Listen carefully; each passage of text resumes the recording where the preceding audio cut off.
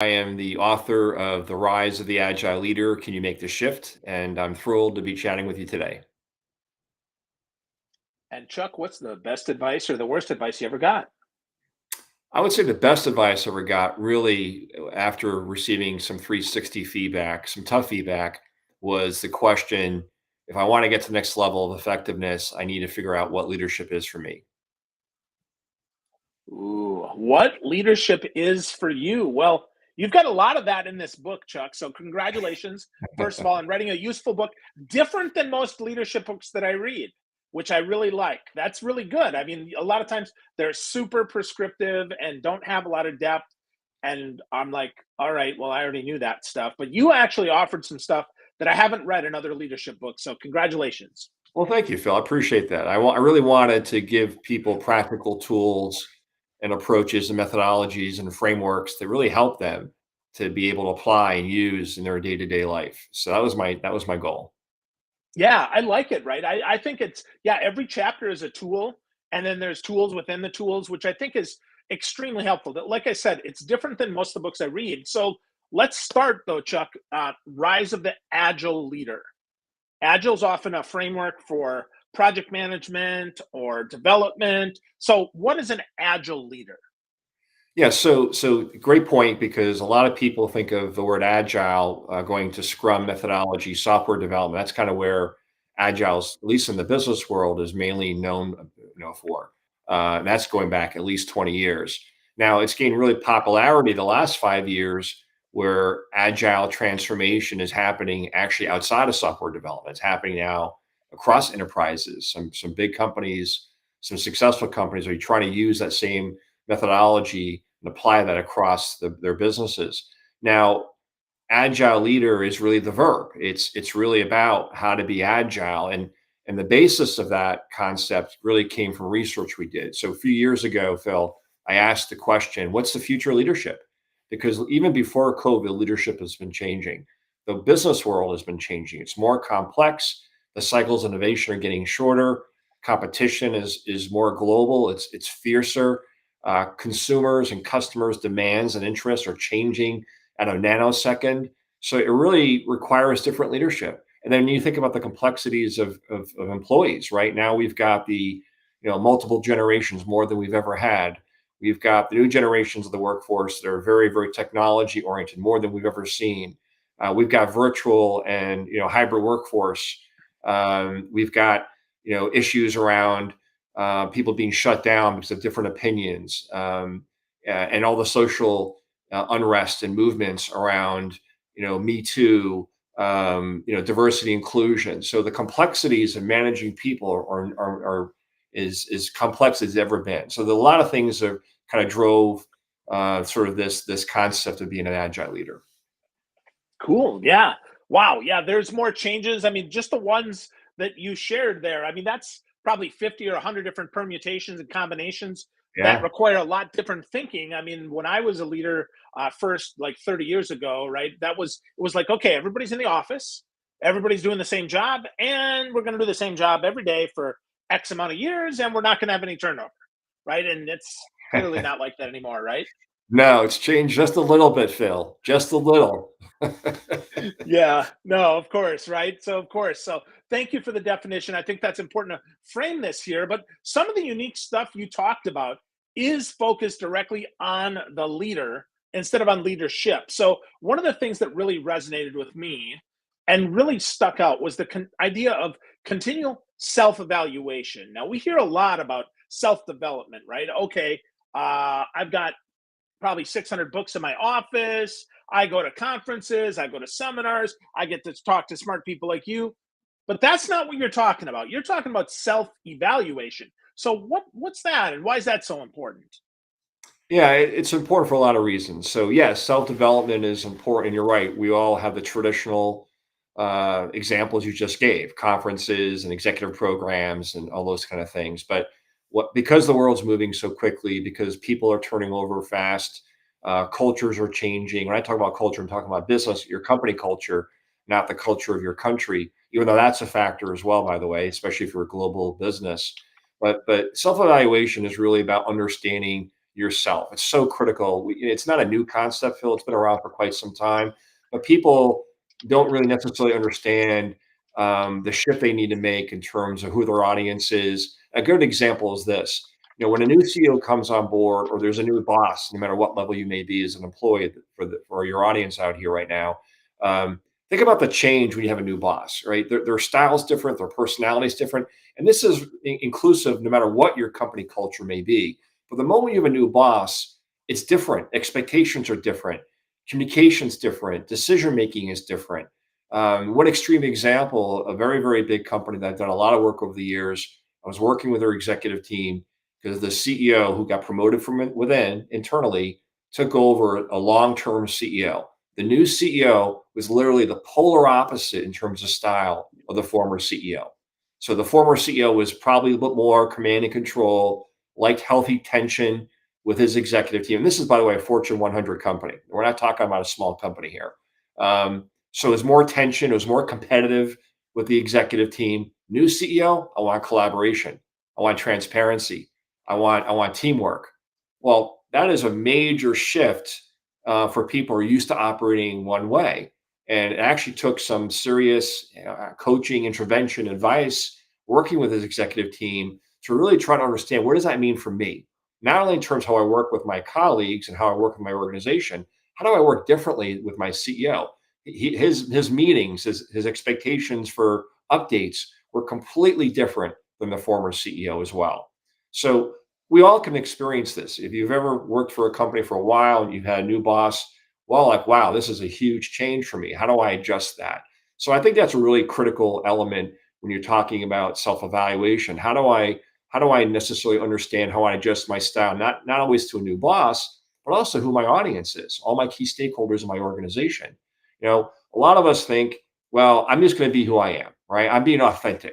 And you're right, that's being authentic, and being authentic is really important. You want to be true to who you are. But really, honestly, one of the secret ingredients of effective leadership is modifying your style depending who your audience is, because it's all about connection, it's all about influence.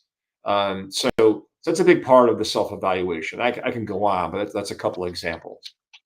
No, those are good examples, and I think those are super helpful. We're going to get back to connection and influence in just a little bit here, but Sure. let's get a little practical on that, Chuck, because Okay. I hear self evaluation. Okay, I'm going to look inside myself. That's nice, right? Okay, I need to change, and that, I mean, that's good. But I mean, are there tools or things that we can Sure. do to act like, because not all of us are super self aware, and honestly, I'm probably not either. So this is really for me. Well, we think sometimes we're self-aware, but we're not as self-aware as we always think we are. I've got a client right now that really has a hard time understanding how they're perceived by their people, and they think they're coming across one way, and a person walks away from that conversation devastated. They're like, "Wow, this went really well," and it's like, "No, it didn't go well." So how do you gain alignment on that? So one of the tools, and it's not a new tool, but people don't do it well. It's asking for feedback. Most people do a lousy job asking for feedback. Now, think about it. It's one of the most critical tools as the leader you have. It sends so many positive messages. One, I care about your opinion. I want to know what you think. And not just feedback about my decision or my direction, but how I'm working with you, how I'm working with the team, how I'm working with the organization, depending on what level you are. And the other missed opportunity is most leaders ask in a very open-ended, generic way, and most people just stare at that person saying, I don't know what you're asking. Where do I start? What do you want from me? So the key is you have to be very specific. So, for example, if you've been given feedback through, let's say, a written 360 or even a verbal 360 tool that you're not listening or really asking for input during meetings. You kind of do it half-heartedly. It's clear you've already made a decision, right? That's a pretty common error that a lot of leaders make. Well, if that's what you're working on, tell the person that. Say, look, this is what I'm trying to get better at, and here's why. And I would really appreciate if you give me some feedback. And by the way, ask a subordinate, ask a peer. Don't just ask other senior people. Sometimes it's critical to ask people that you may not even get along with, but you have a respectful relationship. That they're going to be honest with you. Because very often, what happens, Phil, is you ask people that you trust and that you like, and they're not always comfortable. And don't get disappointed. Don't get disappointment or frustrated if people you like or you think that they're really going to give you feedback, they may not be comfortable doing that. So asking for feedback is got to be earned.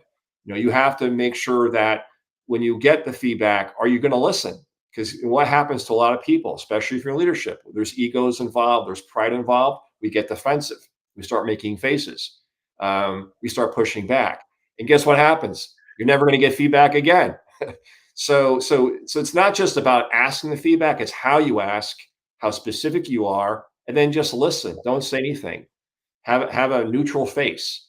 Make sure you're being really receptive and open to feedback. And then the most important part of that, after all that, do something with it. There's a lot of good people who've gotten feedback, have asked for feedback, and they don't do anything with it. So again, are people going to give you feedback in the future? No, they're not. If you're not going to do something with it, so feedback is one of the most practical and most important tools in self evaluation. Awesome. That's great. That's really helpful. So we got someone on Facebook says that they like the concept that Kim Scott teaches in radical candor, build a healthy and caring culture that creates opportunity. And I think it does start with that, right? We have to have a culture, and maybe, that small culture, that microculture of our team has to have that first, and that could spring out, because just because an organization has it doesn't mean that that team does, and that leader does. Is that right? Yeah, and like I support radical candor. I often like to talk about as having courageous dialogue, but the courageous dialogue still has to be earned. Radical candor has to be earned as well. What I mean by that is you have to create the right, yes, culture and work environment. There's a lot of work recently around psychological safety. I like to refer to it more as creating a safe work environment, because a lot of people just struggle with the concept of psychological safety itself. But when you get into what it is about creating an environment where people feel that they can raise an opinion, they can challenge you. And I'm not just talking about feedback now, I'm talking about in general, where you're creating an environment where people can fail without punitive response, or actually even losing their job. They can actually challenge the status quo. They can say, why are we doing this way? Or let's try something different. So where people feel they can be heard and they have a voice, and there's not going to be a punitive response or retaliatory response to that, that's the kind of environment that in culture that you need to create. And you've got to do that with your team. You can't think it on a macro level. Culture is, yes, there's principles to culture. I do a lot of work around culture because cultures are changing rapidly. A lot of it has to do with changes of business strategies and new leadership. And again, the impact of COVID because of virtual and hybrid workforce environment. But a lot of companies don't get culture right. We can talk about that. But I do think creating a safe work environment is so critical if you want people to feel comfortable and feel like they're going to be heard and challenged. And here's the thing I always talk about. A lot of this is around innovation, right? Because we forget the connection that without failure, there is no innovation. Yeah, I can't tell you how many leaders and executives and CEOs, they try to focus on innovation, they create innovation teams, they make it a big thing in their organization and their strategy. But the moment there's failure, they shut it down, or there's a hand slap, or something happens that's not positive. And that's how you kill innovation. That's how you kill people's willingness to go beyond their day-to-day job, to stretch beyond the standard. And that's what you want. You want people thinking outside of the box. You want people to go beyond the minimum requirements of their job. So creating that safe work environment has so many applications and it impacts so many things. Yeah, and it's so interesting that something as simple as just making it safe for people to speak their truth is so powerful for people. And I mean, that's one of the things, honestly, Chuck, that I like about your book. I mean, that's why a lot of this stuff I haven't read in leadership before. Like what you just said, for me anyway, that resonates in my heart. And I'm like, oh yeah, that totally makes sense. But I hear more seasoned leaders than me who, probably have 20 years are like, you know what, that's just them being a snowflake.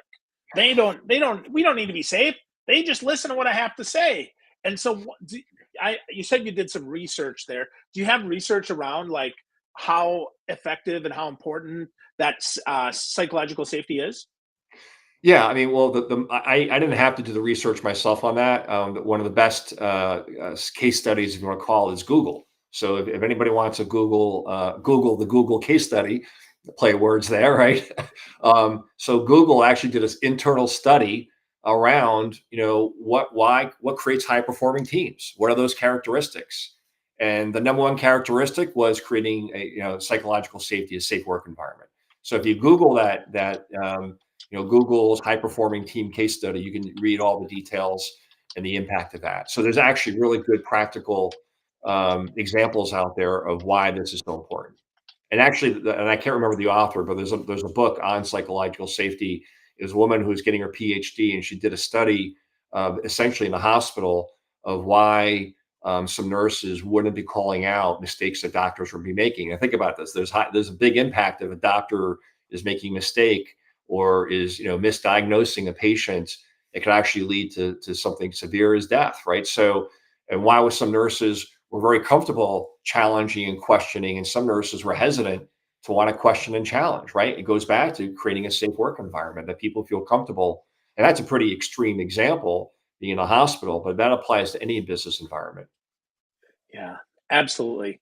Absolutely. So important to create that psychological safety. So let's back that up then. Connection and influence. Two things that are near and dear to my heart and things that I work on in every organization. So let's start with connection, Chuck. How do we develop greater connections with our team when we're virtual? Yeah, it's a question I'm asked a lot, and there's no one simple answer, Phil. There's got to be a couple of things. One, you need to create time in your day to connect with people ad hoc. That's not a business agenda. That's not about progress of a decision or an activity or a goal or objective, whatever it may be. So you got to focus on that role of that person. You've got to find out what's going on in their life, what's going on in their family. Look, I get it. We're all running hard right now. We're all busy with our jobs, especially if you're virtual or hybrid. You're spending most of the time in Zoom meetings or team meetings back to back. And we everyone needs to take ownership of their schedule. Everyone needs to start changing where they spend their time, especially leaders. They're not spending enough time developing relationships. And think about it. We're all going to stub our toe. We're all going to do something that's going to piss somebody off. But the key is, if you've got the connection, if you've got relationships, essentially, if you've established trust, people will be easier to forgive you. When there is no trust, people are not going to forgive you. Okay. And I see it all the time, right? So trust is the foundation to success for any employee, for all of us. And the only way you're going to get trust is by establishing rapport, establishing relationship, demonstrating you're interested in that person as a person. So I'll even reinforce this with some recent research. I'm pretty sure it was Gallup that did this. So a study was essentially, why all this turnover, right? We know the Great Resignation we've been hearing about for the last year, and it's interesting. Companies came back in the research in the U.S. and said the top reasons people were leaving were because of pay, mental health due to COVID, and the stress of working, virtual hybrid, right? Those are the top reasons. The top two reasons for employees that were leaving were, I don't feel appreciated and I don't feel valued. So complete disconnect, in terms of why people are leaving versus why companies think they're leaving. So it ties back into exactly what we're talking about. If you don't establish connection, if you're not developing relationships, you don't care about them as a person. How are they going to feel valued and appreciated? Yes, they have to be feel valued and appreciated for the work they're doing, for the job they're doing. Are you recognizing? Are you celebrating? Are you rewarding enough? That's important too. But that goes back to my point. We're spending too much time in meetings day to day. And when we're in the office, which is rare for a lot of people, it's a scramble to catch up on stuff that you don't do virtually versus actually using that time very, very differently. So yes, we kind of take for granted, for those who've been and still are maybe going to the office every day, where we have those ad hoc conversations, we're developing relationships with people, we're going out for coffee, we're going out for lunch, we're going out for dinner. So for those of us that are virtual and are hybrid and are comfortable doing that, I get it. We can kind of debate the pros and cons of the impact of that. But make sure, especially if you're in a region where you can see your employees, go see them. All get together for lunch on occasion, have dinners on occasion. And there's a lot of fun stuff that people are doing virtually, especially if you're global or not in the same geography. So you've got to find ways to connect, and that's the message here, right? There's no excuse to not figure out a way to connect with people. Wow. Wow. So let's dig just a little deeper on that before we move into influence here. Sure. Lots of ways to connect if we're geographically distant. Of course, if we're in person, right, we should do that. But how do we make sure if we're half it kind of in the same spot and half are kind of dispersed geographically? How do we do that for little to no cost, though? Yeah, so there's a couple really great examples of one particular firm that I know.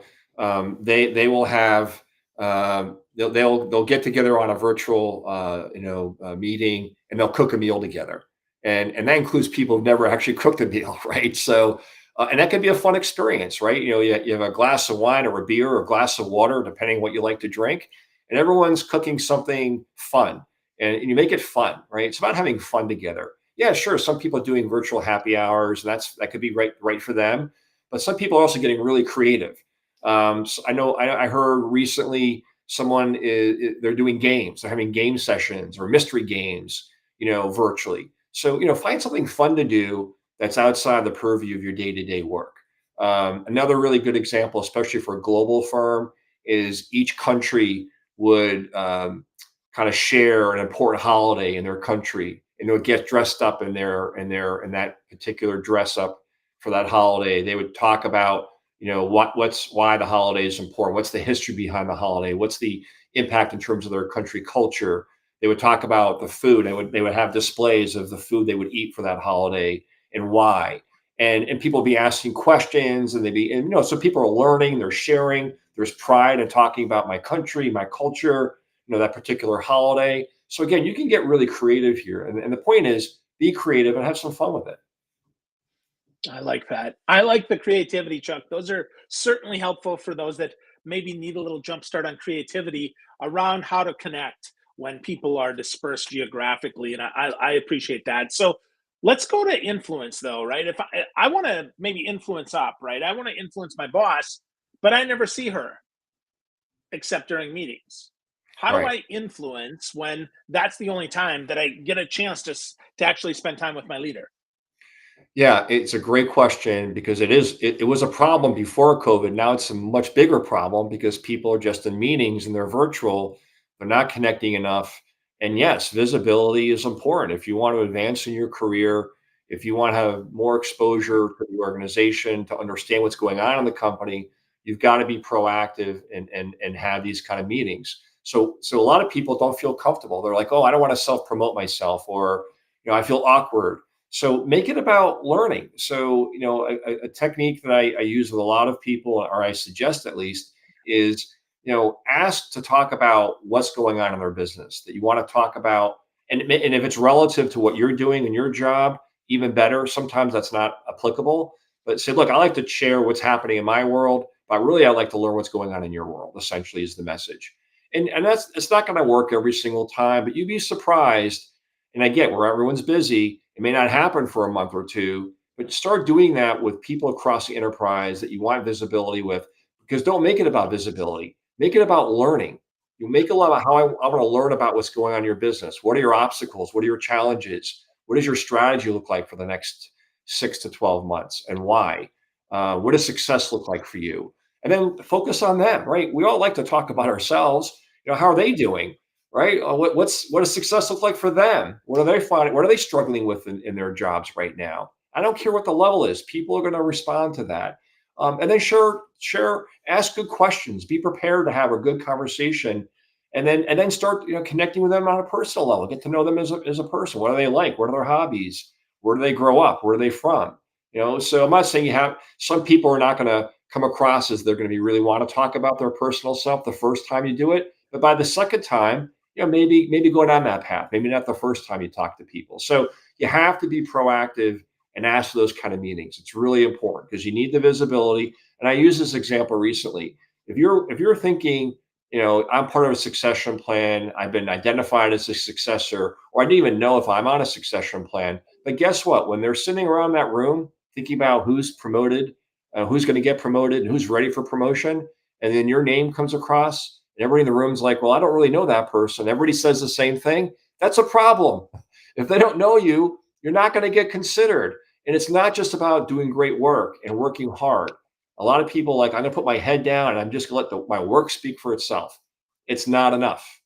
You need to demonstrate that you're enterprise focused, that you're thinking beyond your job, you're thinking beyond your department, you're thinking beyond your functional area. Be more enterprise focused. I think that's fantastic advice. The enterprise focus is something that I think a lot of folks miss, right? Thinking beyond your team, your department, and going to the even broader in the business, I think is just a great idea, Chuck. I love that, man. Well, we could go in a lot of directions here. I mean, you've got 23 bang on chapters that I'm like, dude, like I said, I mean, they're not what I usually read. And so I just want to talk about one more because otherwise we're Sure. going to spend the rest of the day here talking about your book, right? So let's What I a want to talk what a about self. terrible thing, Phil. What a terrible Oh thing. no, I'm not complaining. I'm not complaining, Chuck. I just know you got probably work to do. So let's talk about self-acceptance as a leader. That Yeah. was really like Chuck, that I didn't expect you to write about that. I have to tell you. I see self-acceptance. I'm like, wow, like that's very interesting. So talk about that, Chuck, and why that got shared, why that's so important. No, I appreciate that. I think about myself often. When I came up with some of the concepts in the book, a lot of this comes from my own personal experiences and my own journey as a leader. And look, I don't care how smart and successful people are, we all have insecurities, and insecurities is kind of part of the human DNA. The challenge is how do we manage those insecurities and also at the same time be comfortable with who we are. So self acceptance is so critical to be effective, I think, as a person. I mean, it really goes beyond leadership, but in the context of this book, and I talk about it because, I call it the two-sided coin. One side is self-acceptance, the other side is self-development. You can't develop yourself if you don't accept yourself. The development's not going to be as impactful. And that's why I talk about it, because you have to get comfortable in your own skin. You have to recognize that you have shortcomings. There's things about you that you're never going to love or like, but you have to accept who you are. And that's a hard thing for people. There's people, I mean, again, I think we all at some level probably will be mastering that our whole life. It takes a lifetime to truly have that happen. But you have to start thinking about it because it shows up. It shows up in how we respond to people, how we respond to certain situations, what may trigger us, what we get uncomfortable with, our ability to ask for feedback and listen to feedback, our ability to develop and improve ourselves. Because if we're struggling with who we are, if we're struggling with what we like about ourselves, what we don't like about ourselves, it shows up. It shows up in everything we do. So self acceptance is about, yes, accepting who you are. It doesn't mean that you're not striving to get better. You're not striving to be smarter. You're not striving to be more successful or make more money, whatever your goals in life are. But you have to accept who you are. Wow. That's That's money, Chuck. That is money, man. I love how you that all connects through, right? That self-acceptance shows back up in feedback and the willingness to accept it. I think that's great. So there was one other thing, Chuck, in the book that I didn't ask you about that you want to like your favorite chapter, your favorite anecdote or anything. What would it be, Chuck?